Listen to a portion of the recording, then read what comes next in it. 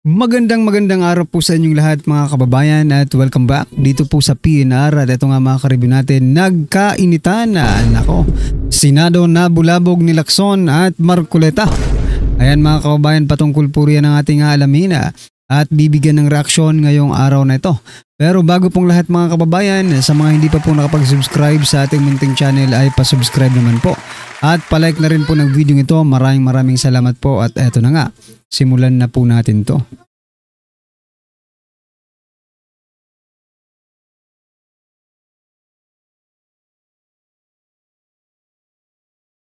So yan mga kababayan, bago po natin muling i-play ang video ito, pasadahan po muna natin ang mga nagte-trending na mga balita dito po sa mundo ng social media. At unahin na po natin to. Nako, ito pong si Yusek Claire Castro. Sabi po dito ni Yusek Claire Castro, mayroong gustong kumuha ng power at gustong siraan ang magandang nagagawa ng Pangulo. At sirain ang Pangulo sa mata ng ibang tao. Nako po. Mukhang mali po yata itong sinasabi ni Yusek Claire Castro mga kababayan. Ano po ba ang can you enumerate yung sinasabi mong mga nagagawa ng Pangulo? Magandang nagagawa ng Pangulo. Alam mo Yusek Claire Castro, kung maganda pong ginagawa ng Pangulo, hindi po magkakaroon ng malawakang protesta, di ba? At hindi rin po magkakaroon ng malawakang pangungurakot sa ating pamahalaan, di ba? Kasi maganda ang ginagawa ng Pangulo. Ngayon kasi hindi po maganda. Ito na po yung resulta, cost and effect, di ba? Yung teorya po ng cause and effect theory, ito na po yun mga kababayan, di ba? Kung mabuti ang yung ginawa, edi syempre mabuti rin yung magiging resulta. I think hindi po maganda ang ginagawa ng Pangulo. Taliwas po ito sa sinasabi ni Yusek Claire Castro na maganda daw ang nagagawa ng Pangulo. Alright? Ano pang inyong masasabi dyan mga kababayan? I-comment nyo na lang po. At eto, pasadahan din po natin yung ICI. May update po yung Independent Commission on Infrastructure. Nako po. Sabi po dito, ICI flood control project documents tampered, destroyed. Nako po. Ano pa ang magiging ebidensya ng Independent Commission na ito? Kung yung mga dokumento ay pinakialaman na at sinira na. Amid ongoing probe into questionable flood control projects, some substandard, other ghost project, the Independent Commission on Infrastructure, ICI, confirmed that evidence for their investigation had already been tampered with or destroyed. Paano? Sabi nga dito sa mga comment mga kababayan, no? Ay nako po. Kaya mga nagpalit ng Senate President para may buy time, tama. Para ma-tampered no? Documents, how about the physical project? Can you assist them? Oo nga, pwede rin yun. Sabi dito, teka lang. Nako po, ang bagal naman daw ng ICI. What do you expect? Planado na daw lahat no? Planado na lahat, pinatakas nga si Saldico. Tapos pinag-resign lang si Martin Romualdez, binigyan ng time to clean up. Oo nga siguro kung nung nag-resign na si Martin, no? Nag-resign na po si Martin Romualdez, siguro ko malinis na ang lahat. Kasi nung una ayaw pang mag-resign di ba? Nananawagan na po ang taong bayan, mag-resign ka na for delikadesa kasi di ba? Sarili mong bahay hindi mo nalilinis. Ngayon, nag-resign kaya nga kataka-taka. Di ba? Bakit nag-resign si Martin Romualdez?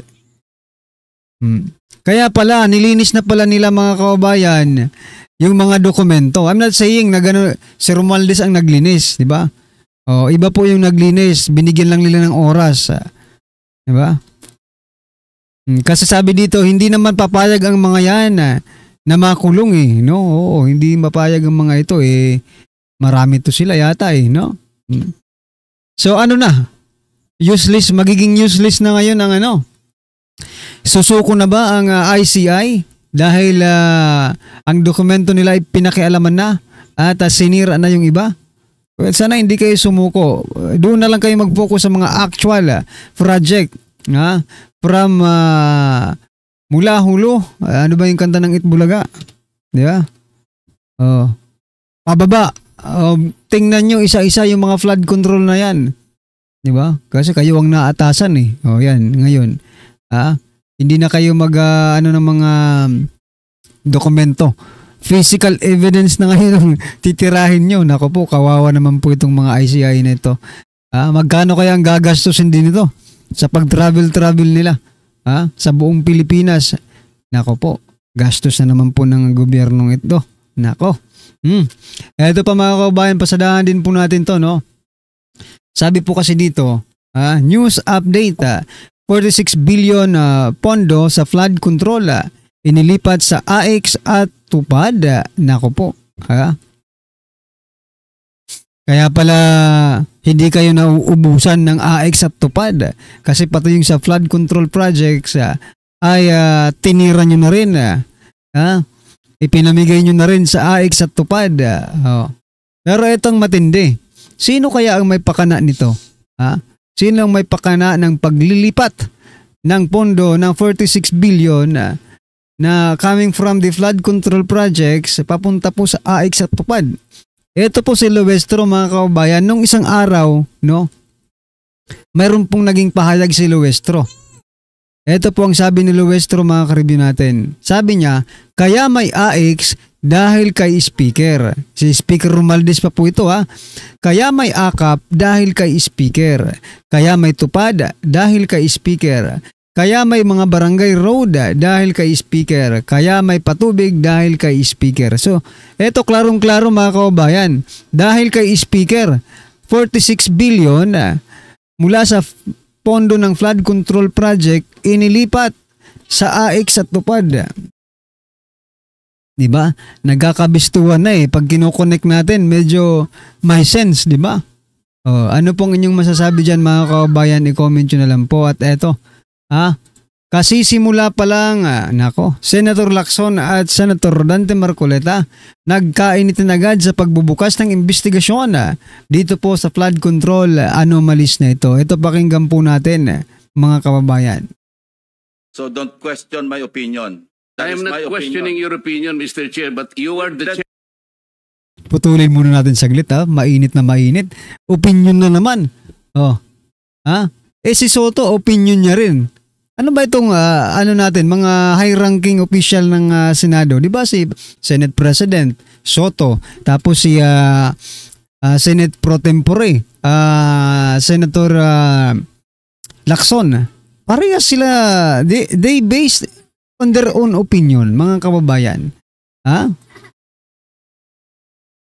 So don't question my opinion.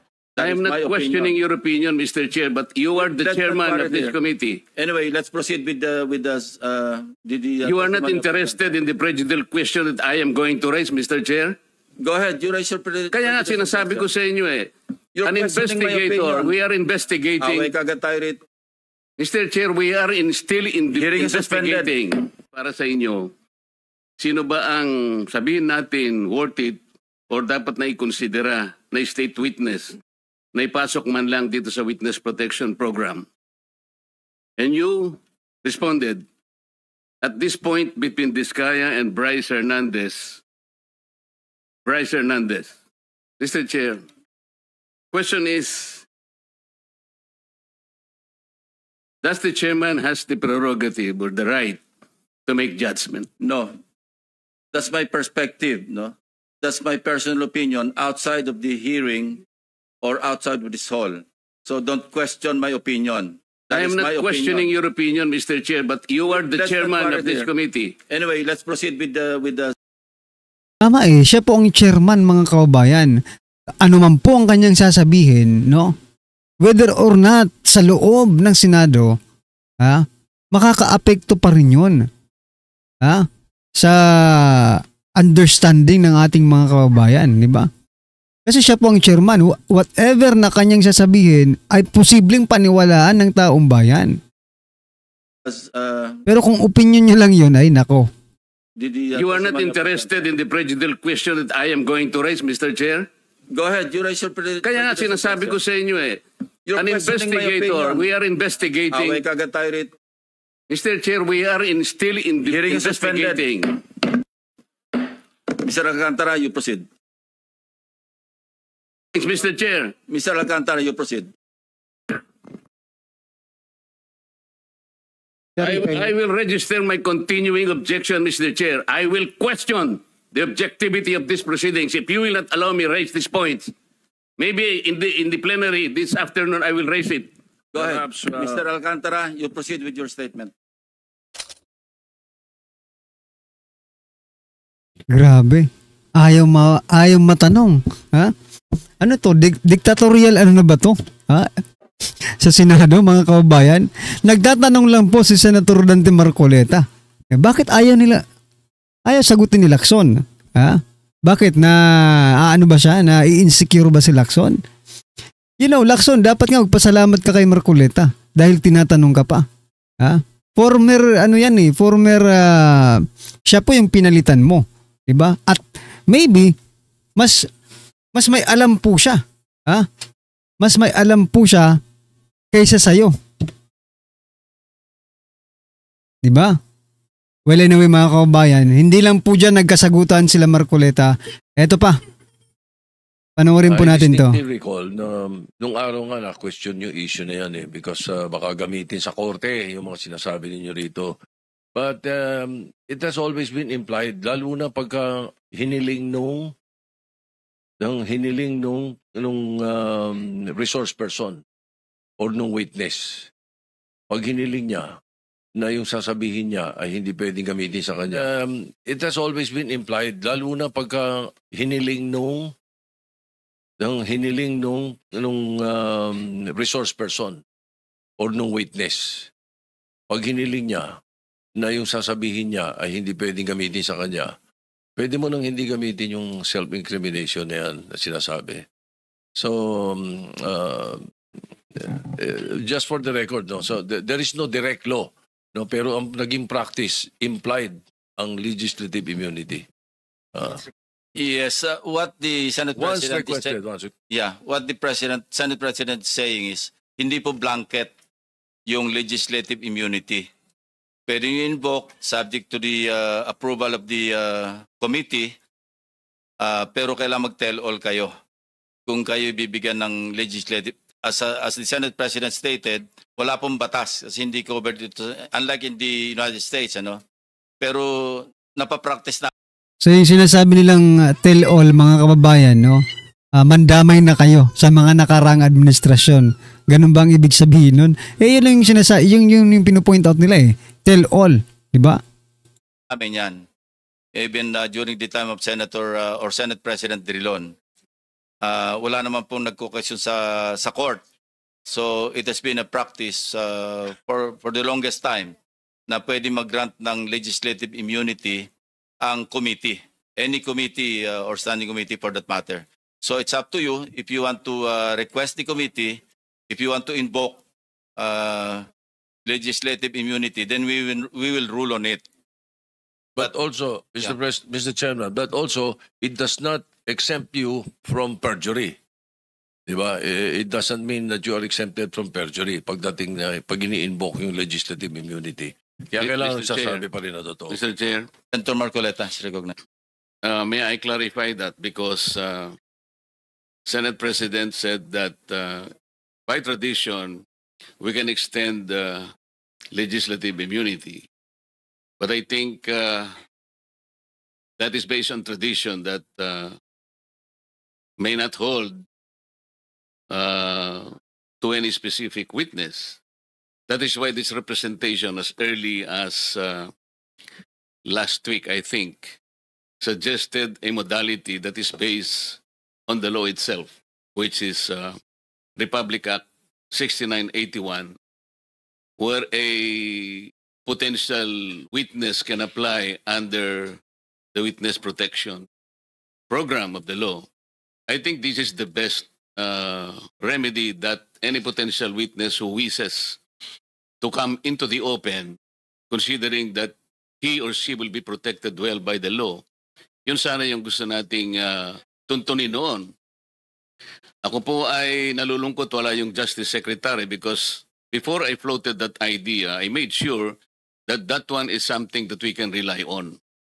I spoke to an Undersecretary of Justice. Pagkatapos, okay naman siya nung umpisa until he recommended or he suggested that the Secretary of Justice should also be consulted. So sabi ko, mas mabuti yung ganon. And then the Secretary of Justice called me personally. At ang sinabi nga niya, that is something that we can float. We can encourage people like that. Kasi pagkakaalam ko, ang Senado, magkabakas naman tayo kasi ngayon we are pursuing the Whistleblower Act na sana'y ma-ratify ng Senate as soon as possible. So sa aking pagkakaalam po ay sinabi niya na this is a route that a potential witness can take. Of course, subject to the application kung siya ay eventually be admitted. Kung sakasakali namang hindi siya ma-admit, wala pong problema doon. However, sabi ko sa kanya, we need to go into the process, which he agreed. Ang naging problema lamang po, Mr. Chair, bigla kasi siyang gumawa ng parang press briefing na kung saan sinabi niya na before a particular, in this case, the Discayas can apply under the Witness Protection Program, kinakailangang magsoli po sila ng mga nakulimbat nila, which to my mind is not correct. Sapagkat kahit basahin po natin yung Section 10, na ito po yung applicable provision under the law, yun pong restitution or yung indemnification to the government, while it is a good policy, wala po doon eh. Walang requirement na gano'n eh. Kaya nga, ang sabi ko, kung nandito sana siya, I could have confronted him personally. Magkaibigan naman po kami. Hindi ko malaman kung bakit siya tumaliwas doon sa usapan namin. At abogado naman siya, kayang-kanya namang basahin po either Section 3 or Section 10 of the law. Wala po talagang restitution eh. Kasi mag-a-apply pa lamang po kung sakasakaling ma-admit siya. In other words, the process must begin.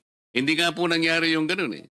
So sayang po yung pagkakataon na tuntunin yung remedy which is very, very legitimate under the law. So inconsistent po yung sinasabi natin ngayon na we can provide legislative immunity but they aren't immune. May I respond, Senator Marcoleta? Thank you, Mr. Chair.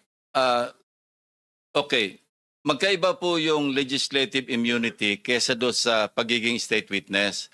Yung legislative immunity does not extend to prosecution. Ang sinasabi lang natin, lahat ng sasabihin niya rito, maski incriminate niya yung sarili niya, hindi pwedeng gamitin sa kanya.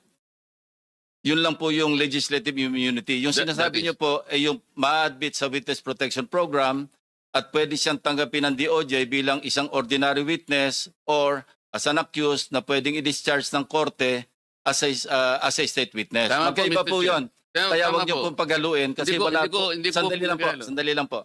Wala po tayong jurisdiction doon sa pag-admit sa Witness Protection Program. Under the law, pwede lang tayo mag-recommend. Pero iba po yung pag-uusapan natin, legislative immunity which is implied or inherent sa Congress or sa Senate for that matter, na kasi meron tayong power of contempt, pwede i-extend yan sa power din to dito. Pero may mga ruling din po dito ang Korte Suprema. At wala naman pong nagdudulog sa Supreme Court. Ginagawa natin ito, as I said, for the longest time, wala naman pong nagko-question. So kung meron magko-question, then we will allow or we'll just wait for the Supreme Court to issue a ruling in this regard. Pero wag po natin paghaluin yung Witness Protection Program sa legislative immunity. Domain lang po natin yung legislative immunity. Now, if anybody wants to question that authority or power, which is inherent, sabi ko nga, no, hindi ito klaro na may power tayo kasi wala naman po talaga sa batas. Pero sa So yan mga kababayan, ano po ang inyong opinion, reaksyon patungkol po sa video ito, i-comment nyo na lang po sa baba. Maraming salamat po. Please don't forget to like the video. Maraming salamat po.